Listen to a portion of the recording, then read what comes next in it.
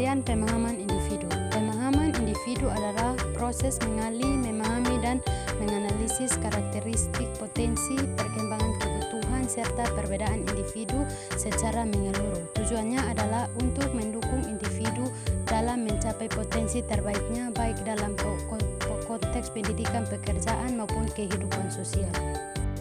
Tujuan pemahaman individu. Yang pertama, memahami potensi dan perkembangan individu. Dibagi menjadi dua bagian. Yang pertama, membantu individu mengali kekuatan dan kelemahannya. Yang kedua, memaksimalkan potensi sesuai dengan tahapan perkembangannya. Yang kedua, memberikan dukungan yang tepat. Dibagi menjadi dua bagian. Yang pertama, menyesuaikan intervensi atau bimbingan dengan kebutuhan individu. Yang kedua, mengembangkan lingkungan yang mendukung perkembangan individu. Manfaat pemahaman individu. Yang pertama, bagi individu. Yang pertama, meningkatkan kesadaran diri. Yang kedua, membantu individu dalam pengambilan keputusan yang sesuai. Yang kedua, bagi pendidik atau konselor. Yang pertama, memudahkan pemberian bimbingan atau layanan yang tepat sasaran. Yang kedua, memaksimalkan proses pembelajaran atau pengembangan. Yang ketiga, bagi kelompok atau sosial. Yang pertama, menciptakan hubungan sosial yang harmonis. Yang kedua, meningkatkan produktivitas kelompok dengan memanfaatkan keanekaragaman individu. Aspek-aspek yang dikaji dalam pemahaman individu. Yang pertama, perkembangan individu dibagi menjadi dua. Yang pertama, fisikal, tahapan pertumbuhan tubuh dan motorik. Yang kedua, psikologis, perkembangan emosi, kognitif, dan sosial individu. Kepribadian. Perbedaan dalam sifat, minat, atau kecenderungan perilaku. Yang kedua, inteligensi, perbedaan dalam kapasitas berpikir dan menyelesaikan masalah. Yang ketiga, latar belakang, faktor budaya, lingkungan, pendidikan, dan sosial ekonomi. Yang ketiga, kebutuhan individu. Yang pertama, kebutuhan dasar, kebutuhan fisiologis, keamanan, cinta, dan penghargaan.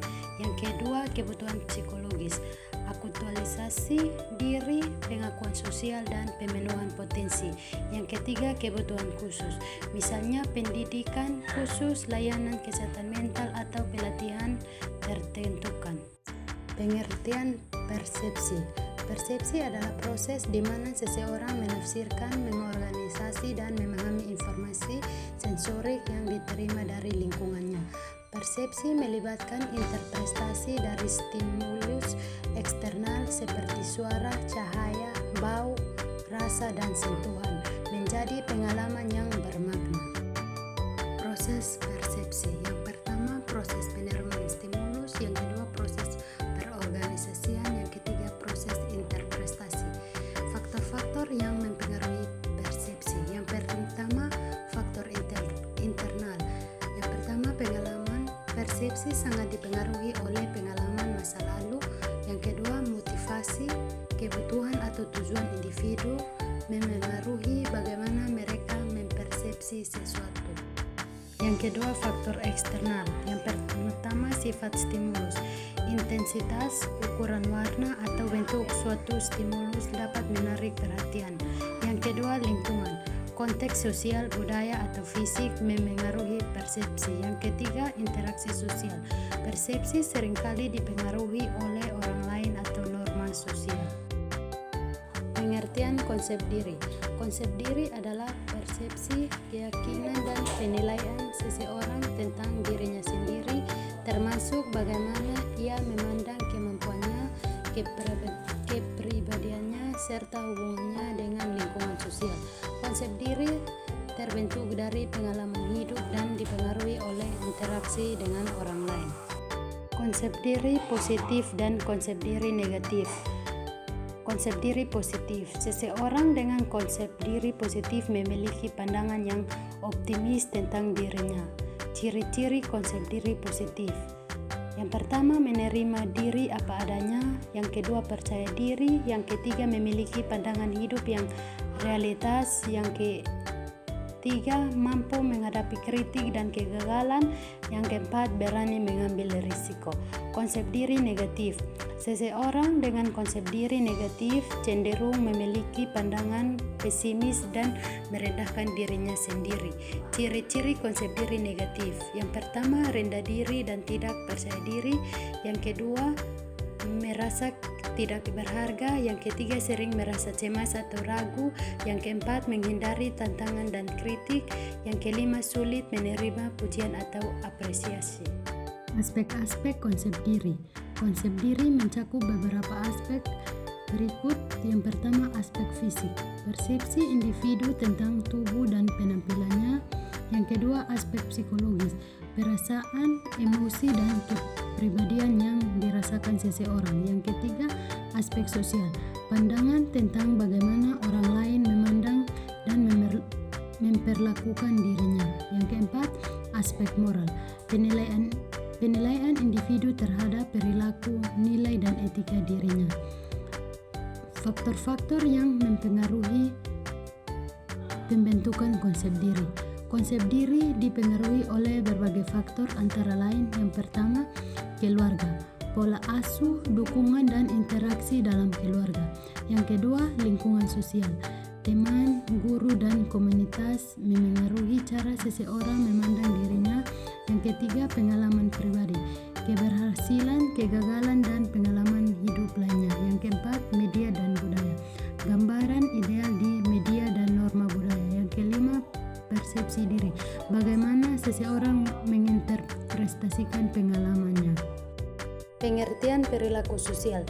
Perilaku sosial adalah segala bentuk tindakan, respon, atau interaksi seseorang terhadap orang lain atau lingkungannya yang dipengaruhi oleh nilai, norma budaya, dan situasi sosial.